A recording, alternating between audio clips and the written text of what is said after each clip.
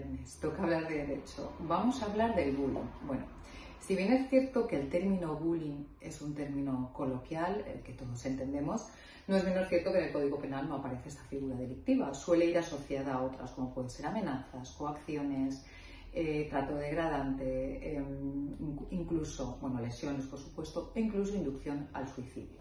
Por lo tanto, cuando hablamos de bullying, realmente lo estamos hablando en un término coloquial para entender aquellas actitudes que se desarrollan normalmente entre menores, normalmente en un centro escolar, y que producen una situación en la que un menor se siente presionado, agredido o amenazado por otros menores. Pues bien, en este caso es muy importante tener en cuenta que aunque no existe, como os digo, la figura propia tipificada como bullying, sí otras similares en función de las connotaciones que tenga la actuación de los menores.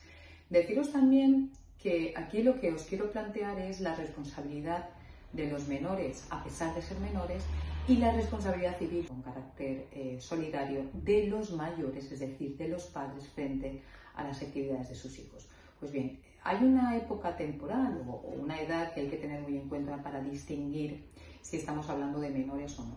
El T son los 14 años. De 14 a 18 estaríamos hablando de menores imputables. Por debajo de los 14, los menores no tienen imputabilidad y por tanto no son responsables penalmente. ¿Qué os quiero decir? Que de 14 a 18 sí que hay responsabilidad penal, si bien es cierto que es distinta a la de los mayores de 18 años. Cuando nos encontramos en estas situaciones con menores de 18 años, estaríamos hablando o estaríamos aplicando la Ley de Protección de los Menores y estaríamos hablando, en lugar de penas privativas de libertad, etcétera, de medidas correctoras, es decir, la sustitución de las penas privativas de libertad por medidas que corrijan la actividad que se estaban llevando a cabo por parte de estos menores. Respecto a la responsabilidad de los padres, pues sí.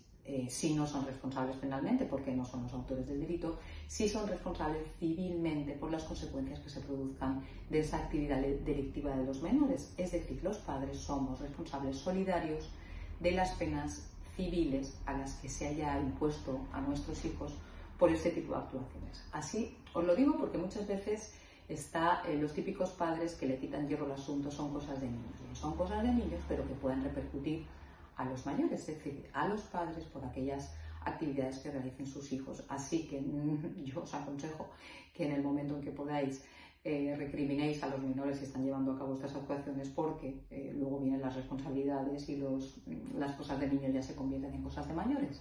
Respecto a la responsabilidad del centro en estas actividades o en estas actuaciones, pues bueno, el centro, si podemos demostrar mediante un procedimiento contencioso administrativo que el centro no actuó de la manera correcta, pese a saber de la existencia de ese acoso, de esas lesiones o de esos incluso inducciones al suicidio, pues estaríamos hablando de una responsabilidad también civil del centro. Pero para eso tenemos que demostrar que el centro sabía, conocía y no actuó o actuó de manera errónea frente al acoso o al bullying que existía en su espacio académico, en sus aulas o en su edificio, y no puso las medidas correspondientes necesarias para que cesara o no se produjeran estas actividades.